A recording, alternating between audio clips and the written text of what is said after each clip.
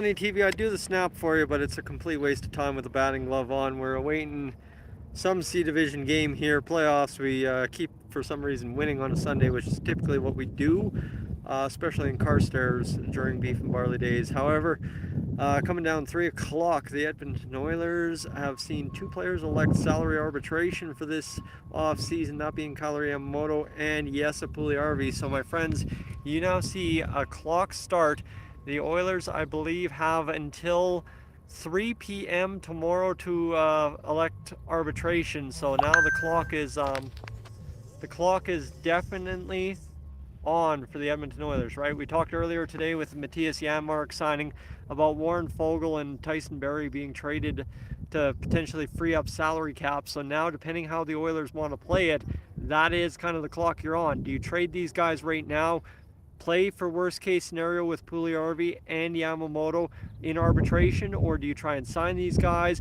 Are you trading Puljujarvi right away? There's a lot of scenarios here that the Edmonton Oilers have to contend with in the next 24 hours, and that's where it gets really complicated for everybody involved, right? You're talking about multiple pieces being moved or being signed or being kind of fit into a puzzle that a lot of people just don't see a puzzle being put together out of this, right?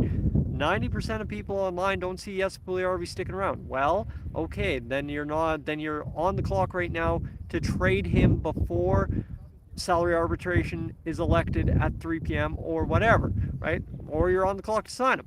But again, 90% of people don't see him being signed, so why would you elect arbitration when you, A, could get screwed in arbitration, and B, would have to have him under contract when everything, according to all the insiders, is Puljujarvi is moving on.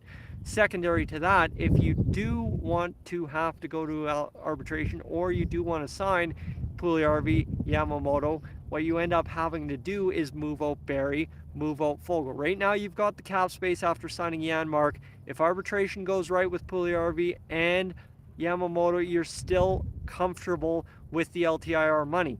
You can't make another move. You can't figure anything else out you need, but you're still comfortable under the cap elevated with LTIR money as far as the quick math says. However, you go into the fact you've still got to sign Ryan McLeod, who is an RFA currently with no arbitration rights. That is a big key factor in all of this for the Oilers. And like I said, there's multiple puzzle pieces. So that's where you transition back to, yes, it's very easy to move Tyson Barrie.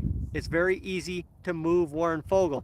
Problem is, you're at this point now. You're not there 3 days ago. You're not there at the draft, and now all of a sudden, with the clock against you in the terms of having to make a decision on two players by 3 p.m. tomorrow, our time here in Edmonton, Alberta, Calgary, Alberta, whatever you want to say.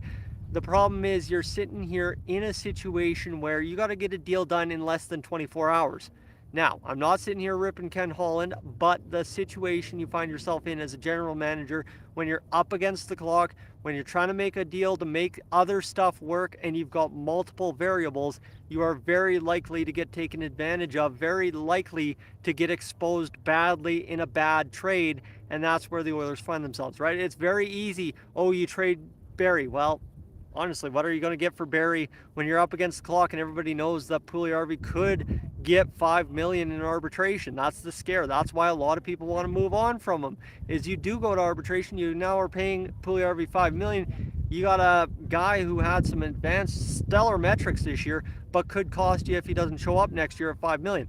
Yamamoto figures to be decent at arbitration. I don't think I've heard any number over 4, but if he goes over 4 and all of a sudden you're really hurting, well, now, right, all of a sudden you've got a lot more problems than answers, and if you haven't moved Barrie or Foegele, you're even worse off. So this is not necessarily worst case scenario for the Oilers, but for an Oilers fan looking to get return on Foegele or Barrie, you are now in that worst case return scenario where you find yourself up against a less than 24-hour clock for a decision to be made on two players and multiple others. Folks, I'm Tyson. This is Dolly TV. I'm going to show that quickly. We are ready for game time. I am up on out of here.